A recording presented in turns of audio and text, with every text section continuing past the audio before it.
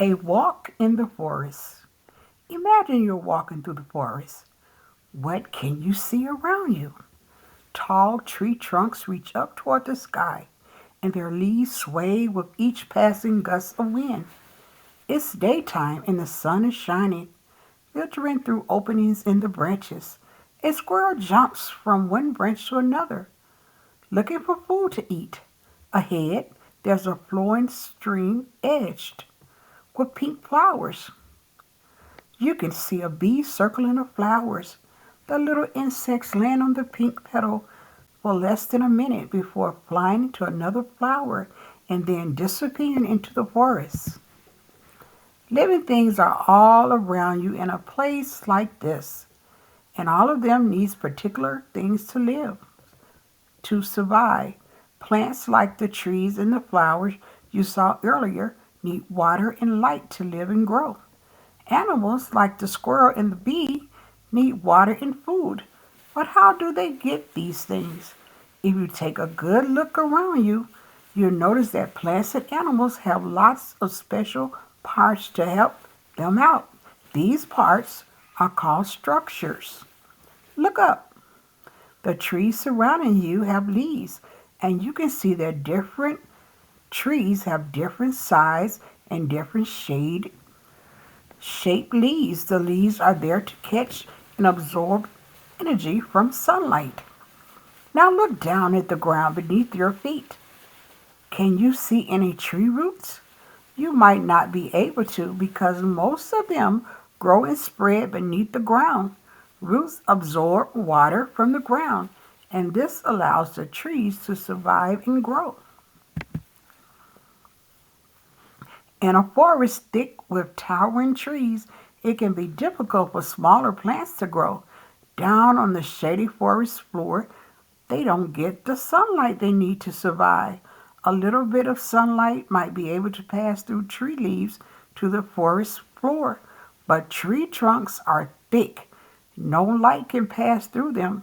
Just like these trees, animals also get the things they need to survive in the forest.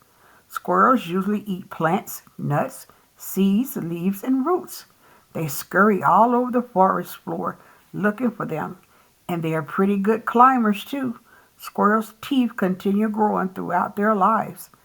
This lets them chew plenty of hard nuts and seeds without their teeth wearing down too much. As winter approaches, some squirrels will bury their food underground. Their food might not be available in the colder months. So burying it is a way to make sure the squirrel will always have food to eat. Believe it or not, this behavior works out pretty well for the trees too. In many cases, the squirrels bury an acorn, which is a type of seed, and then forget about it. They never come back for it. The squirrels has essentially planted the seed carefully in the soil. If this new location provides the acorn with the sunlight and the water it needs, then a new plant will grow tall and strong from the seed. Of course, let's not forget the bee and the flower that you saw by the river. These living things also share an important relationship. Lots of flowers need insects like bees to help them produce fruits and seeds. That's because bees do something that many flowers can't do themselves. They take the pollen from one flower and bring it to another, which allows the flowers to reproduce. Most of these incredible processes are easy to see in the forest during the day. Now imagine that you are taking a hike through the same place at night. It feels pretty different, right? For starters, the sun is gone. It's set behind the horizon and won't rise until the morning.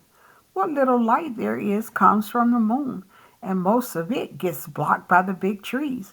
The forest floor is very dark, and because objects can't be seen without light, many of the plants and animals you could see earlier in the day are particularly impossible to make out now. Pretty dark. However, as you walk in the dark, you might be lucky enough to see some flying flashes of light. These are caused by fireflies or lightning bugs, which tend to only come out at night because fireflies give off their own light through a process called bioluminescence. They're one of the few things that can be seen in an otherwise dark space like this. So, what do you do to find your way around the dark woods? It's probably wise to turn on the flashlight that you brought with you. In the dark, you might have bumped into trees, but you can see them when you shine your light on them.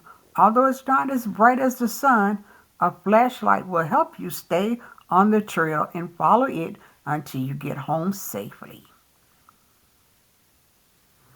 See you in the next video.